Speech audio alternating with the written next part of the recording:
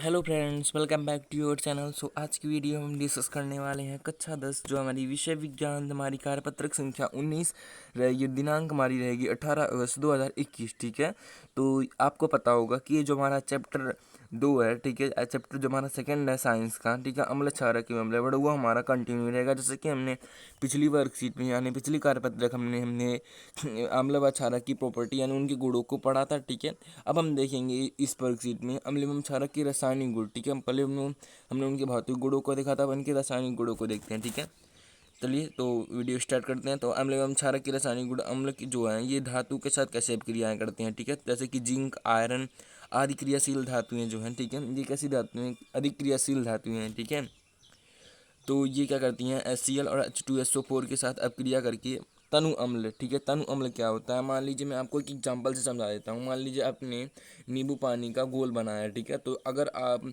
नींबू की जो मात्रा है वो पानी में अधिक है, ठीक है, यानी कि वो अधिक खट्टा है, ठीक है, वो खट्टापन उसमें अधिक है ना, तो वो क्या होगा, वो हमारा सांद्र अम्ल कहलाएगा। अगर आप उसी में और पानी डाल देते हैं, वो नॉर्मल हो जाता है, ठीक है, खट्टे से कम हो जाता है, तो वो क्या होता है, तनु अम्ल कहलाता है। ठीक है, तो ये क्या करते हैं, HCl तनु अम्ल, आप समझ गया ना, तनु अम्ल यानी कि जिसमें अम्लों की मात्रा जो होगी वो कम रहेगी और जो पानी की मात्रा होगी अधिक होगी। ठीक है, तो ये HCl और H2SO4 यानी हाइड्रोक्लोरिक अम्ल जो सल्फ्यूरिक अम्ल के साथ अपक्रिया करके हाइड्रोजन गैस निकालते हैं। ठीक है, तो जैसे कि धातु अम्ल के साथ क्या करेंगे, अपक्रिया करेंगे और लवण और हाइड्रोजन गैस निकालेंगे। ठीक है, एक एग्जाम्पल से हम समझ लेते हैं। जैसे कि हमारा जिंक धातु डाइल्यूट सोल्यूशन यानी कि हमारा तनु अम्ल H2SO4 के साथ अपक्रिया करके क्या बनाता है, जिंक H2SO4 के साथ यानी सल्फ्यूरिक अम्ल के साथ अपक्रिया करेगा तो जिंक सल्फेट प्लस में हाइड्रोजन गैस निकालेगा। ठीक है, तो यहाँ आपको देखिए क्रियाकलाप भी दिया गया है, इसको आप देख सकते हैं। ठीक है, तो देखिए, तो यहाँ हम देख सकते हैं ये हमारा एक स्टैंड रहा। ठीक है, ये हमारे ये हमारा बीकर बीकर में हमारा क्या है, ये हमारे जिंकेट आप देख सकते हैं, छोटे छोटे हैं। ठीक है, ये हमारे क्या है, जिंक है। तो इसको H2SO4 में हमें इसमें क्रिया करा जा रहा है। ठीक है, तो ये इस बीकर से इसमें से यहाँ जाएगा, हाइड्रोजन गैस निकलेगी। ठीक है, हाइड्रोजन गैस से फिर निकल कर अगर आप उसको मोमबत्ती मतलब उसके पास ले आएंगे उसके ऊपर, तो ये क्या पॉप की ध्वनि उत्पन्न करती हैं। ठीक है, तो यहाँ आप देख सकते हैं कि जलती मोमबत्ती द्वारा H2 यानी गैस की जांच करने पर पॉप ध्वनि उत्पन्न होती है। ठीक है, क्योंकि जो हाइड्रोजन गैस होता है ये बहुत अधिक हल्की गैस होती है। ठीक है, ऑक्सीजन के एक्सेप्ट में ये बहुत हल्की गैस होती है। ठीक है, और ये अधिक फ्लेमेबल भी होती है। ठीक है, अब उसके बाद हम देखते हैं जो नाइट्रिक अम्ल। ठीक है, नाइट्रिक अम्ल HNO3, ठीक है, Mg और Mn के अतिरिक्त किसी भी यानी मैग्नीशियम और मैग्नीज के अतिरिक्त किसी भी धातु के साथ हाइड्रोजन गैस नहीं देता। ठीक है, जो नाइट्रिक अम्ल है, ठीक है, HNO3, ये क्या है, ये मैग्नीशियम और मैग्नीज के अतिरिक्त किसी भी धातु के साथ मतलब हाइड्रोजन गैस नहीं देता। ऐसा क्यों होता है, क्योंकि ये जो नाइट्रिक अम्ल होता है ना, ये जो हमारा ये नाइट्रिक अम्ल होता है ना, ये बहुत ही ऑक्सीकारक होता है। ठीक है, ये क्या करता है, ये अन्य किसी भी उनसे अपक्रिया करके, ठीक है, किसी भी धातु से, ठीक है, तो ये क्या करता है, ये बहुत ही ऑक्सीकारक होता है। ठीक है, जो कि वाटर में यानी कि पानी में हाइड्रोजन को जो होता है उपचयित कर देता है। ठीक है, इसलिए यह अन्य किसी भी धातुओं से, ठीक है, हाइड्रोजन गैस नहीं उत्पन्न करती है। ठीक है, मैग्नीशियम और मैग्नीज के अतिरिक्त। ठीक है, तो अभी इसको हम अच्छे से समझेंगे, पहले हम आगे देखते हैं। उसके बाद हमारा है अम्ल एवं क्षारक की धातुओं के साथ अपक्रियाएं। ठीक है, तो जब कोई तनु अम्ल के साथ, ठीक है, जब कोई धातु तनु अम्ल के साथ अपक्रिया करता है तो लवण एवं हाइड्रोजन गैस निष्कासित होता है, जैसे कि हमने नीचे देखा। ठीक है, तो जितनी अधिक क्रियाशील धातुएं जैसे सोडियम, मैग्नीशियम, एल्युमिनियम, कैल्शियम, उतनी ही तीव्र रासायनिक अपक्रिया होगी। ठीक है, यानी कि जितनी क्रियाशील धातुएं रहेंगी, ठीक है, अब क्रियाशील धातुएं रहेंगी उतनी ही अधिक तीव्र से जो रासायनिक अपक्रियाएं होंगी वो उत्पन्न होंगी। ठीक है, तो कम अपक्रियाशील धातुएं जैसे कॉपर और सिल्वर, Hg यानी मरकरी तनु अम्लों के साथ अपक्रियाएं नहीं करती हैं। ठीक है, तनु अम्लों के साथ अपक्रियाएं ये नहीं करती हैं। ठीक है, तो यहाँ आप देख सकते हैं एग्जाम्पल के तौर पर ये हमारा जिंक है। ठीक है, जिंक HCl हाइड्रोक्लोरिक के साथ अपक्रिया जब इसकी कराई जाती है तो क्या बनता है, जिंक क्लोराइड यानी साल्ट बनाता है और हाइड्रोजन गैस, ठीक है, निकालता है। ठीक है, तो धातुओं के साथ धातुओं के साथ क्षारक की धातुओं के साथ अपक्रिया। ठीक है, अब देखते हैं कि क्षारक जो अब हमने अब अम्ल के साथ देखा, अब क्षारक के साथ देखते हैं कि क्षारक धातुओं के साथ अपक्रिया कैसे करते हैं। ठीक है, तो प्रबल क्षारक होते हैं जो, ठीक है, जो स्ट्रॉन्ग बेस होते हैं, ठीक है, प्रबल क्षारक होते हैं, क्रियाशील धातु के साथ क्रिया कर हाइड्रोजन गैस निष्कासित करते हैं। क्या करते हैं, ये भी हाइड्रोजन गैस निष्कासित करते हैं। ठीक है, तो यहाँ एक देख सकते हैं जिंक है, ये सोडियम हाइड्रोक्साइड है। ठीक है, तो ये क्या है, ये क्षारक है ना, तो ये क्या करता है, ये बनाता है सोडियम जिंकेट। ठीक है, और बनाता है हाइड्रोजन गैस निकालता है। ठीक है, अब हम देखते हैं इधर कि अम्ल की धात्विक ऑक्साइड एवं क्षारक की अधात्विक ऑक्साइड के साथ अपक्रिया। ठीक है, अम्ल की धात्विक ऑक्साइड यानी कि मेटोलिक ऑक्साइड।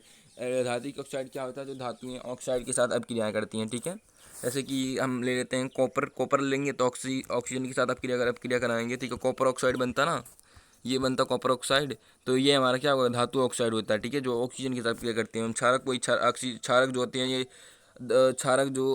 क्षारक और अधात्विक ऑक्साइड क्या होते हैं, जो अधातुएं ऑक्सीजन के साथ अपक्रिया करती हैं, वही हमारी अधात्विक ऑक्साइड कहलाती हैं। ठीक है, कर जो धातुएं ऑक्सीजन अधात्विक यानी ऑक्सीजन के साथ अपक्रिया करके क्या बनाएंगी, अधात्विक ऑक्साइड बनाती हैं। ठीक है, तो अम्ल धात्विक ऑक्साइड क्षारीय ऑक्साइड के साथ अपक्रिया कर लवण एवं जल बनाते हैं। ठीक है, क्या बनाते हैं, अम्ल जो है ये धातु के साथ अपक्रिया करके धात्विक ऑक्साइड के साथ क्षारीय, ये क्या होती हैं, ये क्षारीय होते हैं, ये क्षारीय ऑक्साइड के साथ अपक्रिया करके लवण एवं जल बनाते हैं। यह एक प्रकार का उदासीन अपक्रिया है। ठीक है, आपको पता होगा ना, अम्ल क्या करते हैं, धात्विक ऑक्साइड की साथ अपक्रिया करके क्या बनाते हैं, उदासीन अपक्रिया ये होती है। ठीक है, तो धातु ऑक्साइड प्लस में अम्ल लवण प्लस में जल बनाएगा। ठीक है, तो कैल्शियम ऑक्साइड हम ले लेते हैं उदाहरण के तौर पर, और HCl ले लेते हैं तो क्या बनाएगा, कैल्शियम क्लोराइड बनाएगा और H2O यानी जल बनाएगा। ठीक है, अब क्षारक जो है अधात्विक ऑक्साइड के साथ अम्लीय ऑक्साइड के साथ अपक्रिया कर लवण एवं जल बनाते हैं। यह एक प्रकार का उदासीन अपक्रिया। अधात्विक ऑक्साइड क्या करते हैं, क्षारक के साथ अपक्रिया करके लवण जल बनाएंगे। तो जैसे कार्बन डाइऑक्साइड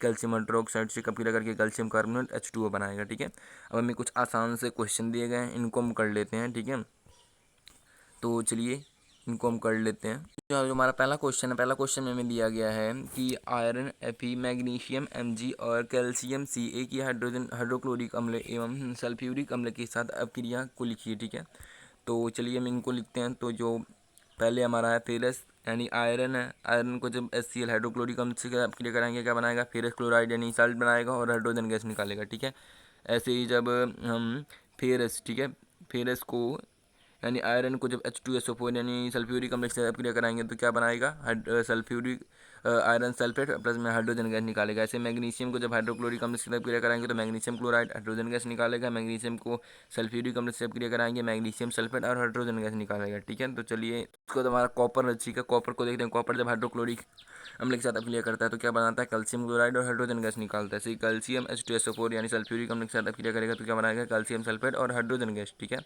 सो चलिए अब हम सेकंड क्वेश्चन को देखते हैं। सेकंड क्वेश्चन है हमारा कि क्या होगा यदि एल्युमिनियम, ठीक है, एल्युमिनियम Al को सोडियम हाइड्रो ऑक्साइड, सॉरी ये तो हमारा थर्ड क्वेश्चन है, सेकंड हमारा ये है।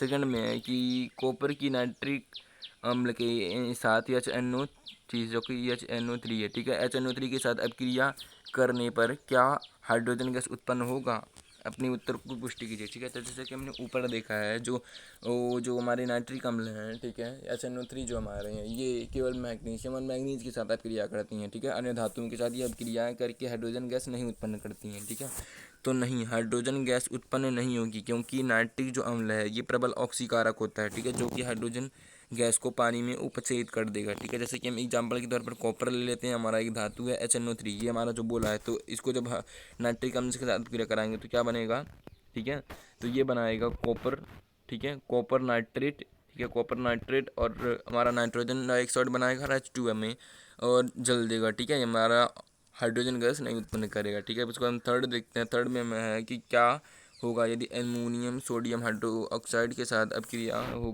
करेगा, इस रासायनिक अपक्रिया को भी लिखिए। ठीक है, तो चलिए लिखते हैं। ठीक है, तो सोडियम हाइड्रोक्साइड की एल्युमिनियम धातु से अपक्रिया करने पर सोडियम एल्यूमिनेट तथा गैस बनती है। ठीक है, तो चलिए देखते हैं इसकी भी। हमारा फोर्थ क्वेश्चन है कि हम किस प्रकार कह सकते हैं कि धात्विक ऑक्साइड क्षारीय प्रकृति के होते हैं, जो कि, ठीक है, जो धात्विक ऑक्साइड होते हैं क्षारीय प्रकृति की होती हैं।